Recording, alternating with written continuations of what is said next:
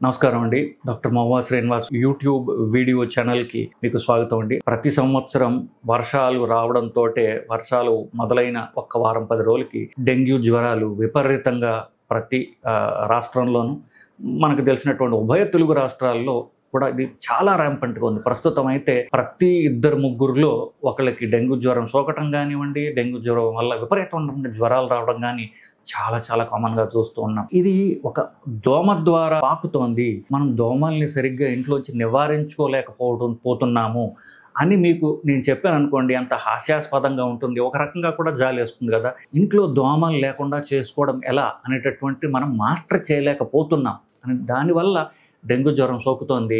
కొంచెం వయసు తక్కువ వాళ్ళు, బలంగా ఉన్న వాళ్ళైతే పర్వాలేదు. వయసు ఎక్కువ ఉన్న వాళ్ళైతే ఎంత ప్రమాదాలకి ఇది లోనవుతోంది. ఇన్ఫ్యాక్ట్ మా సొంత మదర్, ఆవిడ 80 ఏళ్ళే, ఆవిడ డాక్టర్ కూడా పైగా. ఆవిడకి ఈ మధ్యన డెంగ్యూ జ్వరం వచ్చి నేను హైదరాబాద్ షిఫ్ట్ చేయాల్సి వచ్చింది.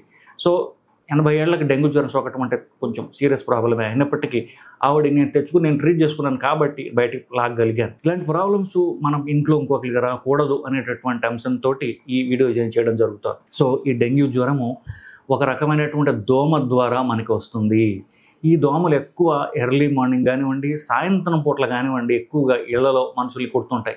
పగల పూట, రాత్రిపూట ఉండేటటువంటి, రాత్రి కంటే కూడా ఎర్లీ మార్నింగు, సాయం సంధ్య లేదంటే పొద్దున్న ఈ టైంలో ఎక్కువ దోమలు మనని కుడుతుంటాయి. ఆ పర్టికులర్ దోమ బేసిక్గా నల్ల దోమ, దానికి తెల్ల గీతలు ఉంటాయి దోమ మీద. మీరు చూడండి, ఇట్లాంటి దోమలు చాలా ప్రమాదకరమైనటువంటి దోమలు. ఈ దోమ పేరు ఈడీస్. ఈ దోమ ఎంత ప్రమాదకరమైందంటే 54 వైరస్లు ఈ దోమ ద్వారా స్ప్రెడ్ అవుతూ ఉంటాయి. అంతేకాకుండా మళ్ళీ ఒక రకమైనటువంటి జనరల్ మలేరియా కాదు కానీ ఒక రకమైనటువంటి మలేరియా, అలాగే చికెన్ గునియా, డెంగ్యూ ఫీవర్, ఈ రెండు కూడా ప్రతి వర్షాకాలం చూస్తూనే ఉన్నాం. మన ఇళ్లలోంచి మనం దోమల్ని అరికట్టలేకపోతున్నాము అనడానికి సంకేతం. ఇది నిజంగా ఎంత బాధాకరమైనటువంటి విషయం. డెంగ్యూ జ్వరం వస్తే ప్రాణాలు పోతున్నాయి చాలా మందికి. సింపుల్ దోమలు ఇంట్లో లేకుండా మనం చేసుకోలేకపోతున్నాం అనేటటువంటి ఒక సింపుల్ సిల్లీ అంశంతో ఇంత ప్రమాదాలకి మనుషులు తమకు తాను గురి చేసుకుంటున్నారు బేసికలీ. సో నేను చెప్పినట్టుగా ఈ ఫీమేల్ అంటే ఆడదోమ తన గుడ్లు పెట్టడానికి మనుషులు కావాలి. సో దాని గురించి దోమ మనుషుల్ని కొడుతూ ఉంటుంది. అఫ్కోర్స్ రక్తం దాన్ని తింటుంది, మన రక్తంలోని. ఆ తినే ప్రక్రియలో దీని నోట్లో ఉన్నటువంటి ఈ క్రిములు ఇవి మనకి చికెన్ గునియా, ఈ డెంగ్యూ, ఈ రెండు కూడా ఒక్క దోమే మనకి స్ప్రెడ్ చేస్తోంది. ఇకపోతే ఆ దోమ ఎట్లా చూసుకోవాలో మీకు చెప్పాను. దోమలు అరికెట్టే విధానం ఏంటంటే అది మన చివరిలో మాట్లాడవచ్చు. ఎస్పెషల్లీ డెంగ్యూ గురించి మాట్లాడడం. ఎవరికైనా తీవ్రమైనటువంటి జ్వరం ఉండడం, 103, 104 డిగ్రీల జ్వరం ఉండడం, ఇవి మీరు గమనించినట్లయితే డెంగ్యూ అయ్యే అవకాశం ఉన్నది. సో వెంటనే డాక్టర్ని సంప్రదించడం అనేది ఎంతో ముఖ్యం. ఎందుకంటే పరీక్షలు ఎర్లీగా చేసుకున్నట్లయితే మనం దాన్ని సీరియస్ ప్రాబ్లం లేకుండా మనం నివారించుకోవచ్చు. అఫ్కోర్స్ డెంగ్యూ జ్వరము కొంచెం వయసు తక్కువ ఉన్నవాళ్ళు, పిల్లలు, కాస్త శరీరం గట్టిగా ఉన్నవాళ్ళు 80% మందిలో ప్రాబ్లమ్స్ తీసుకుని రాదు. వాళ్ళకి జ్వరం కూడా లేకపోవచ్చు, లేకపోతే మైల్డ్గా జ్వరం ఉండొచ్చు. కానీ కొంచెం 50 ఏళ్ళు దాటిన తర్వాత తీవ్రమైన జ్వరం రావడం అంటూ చూస్తూ ఉంటాం. 103, 104 డిగ్రీల జ్వరం 2-3 రోజులు ఉంటుంది. తర్వాత జ్వరం తగ్గిపోతుంది. జ్వరం తగ్గిపోయిన వెంటనే వాళ్ళ రక్తంలో ప్లేట్లెట్స్ తగ్గిపోతూ ఉంటాయి. ఎందువల్లంటే జ్వరం ఉన్నప్పుడు ఈ వైరస్ శరీరంలో 3 రోజులే ఉంటుంది. ఆ వైరస్ని చంపడానికి మన శరీరం చేసే ప్రయత్నంలో అది ఆ వైరస్ మీద ఒక రోగ నిరోధక యాంటీబాడీస్ తయారు చేస్తుంది. ఈ రోగ నిరోధక యాంటీబాడీస్కి ఎగ్జాక్ట్గా వైరస్ని లోకలైజ్ చేయలేవు. అది అంటారు గాలిలో కాల్చినట్టుగా, గాలిలో విపరీతంగా తుపాకీ కాల్చినట్టు కాల్స్తూ ఉంటుంది. దాంతో వైరస్ చచ్చిపోతుంది. వైరస్తో భాగంగా మన శరీరంలో రక్తంలో ఉన్నటువంటి ప్లేట్లెట్స్, అలాగే రక్త నాళాలు, అట్లాగే రకరకాల జాయింట్స్ ఇవన్నీ కూడా ఎఫెక్ట్ అవ్వడం వల్ల, సో జాయింట్ ఎఫెక్ట్ అవ్వడం వల్ల కీళ్ళ నొప్పులు రావడం, అలాగే రక్తనాళాలు ఎఫెక్ట్ అయితే చర్మం మీద ఎర్ర ప్యాచెస్ లాగా రావడం. అంతే, ఈ రక్తనాళాల్లో రక్తంలో ఉన్నటువంటి ప్లేట్లెట్స్ ఎఫెక్ట్ అవ్వడం, రక్తం గడ్డకట్టకపోవడం, దాంతో రక్తస్రావం అవడం, కాళ్ళు వాచిపోవడం, ముఖం వాచిపోవడం, పొట్టలో నీరు చేరడం, బీపీ తగ్గిపోవడం. సో ఎప్పుడైతే రక్తనాళాలు దెబ్బతిన్నాయో రక్తనాళాల్లో ఉన్నటువంటి రక్తము, నీరు రక్తనాళం నుంచి బయటకు వచ్చేస్తుంది, పొట్టలో నుంచి బయటకు వస్తుంది, కాళ్ళు వాచిపోతాయి, ముఖం వాచిపోతుంది, బీపీ తగ్గిపోతుంది. బీపీ తగ్గిపోవడం వల్ల శరీరం అవయవాలనే దెబ్బతింటాయి. ఇది అఫ్కోర్స్ డెంగ్యూ యొక్క చివరి స్టేజ్ అనుకోండి. కానీ మొదటి 3 రోజులు తీవ్రమైన జ్వరం ఉంటుంది. జ్వరం తగ్గిపోయిన వెంటనే శరీరంలో ఎస్పెషల్లీ చేతులు కాళ్ళతో మొదలయ్యి చర్మం మీద ఒక రకమైనటువంటి ఎర్ర ర్యాష్ అని ఇంగ్లీష్లో అంటారు. చర్మం అంతా ఎరుపు రంగులో మారుతుంది. చేతులు కాళ్ళతో మొదలయ్యి చేతుల మీద కనిపిస్తుంటుంది, మెల్లగా అది పొట్టకు సోకుతుంది. సో పొట్ట మీద ఎరుపు రంగు పొడ ఒకటి చర్మానికి అంతటికి వస్తుంది.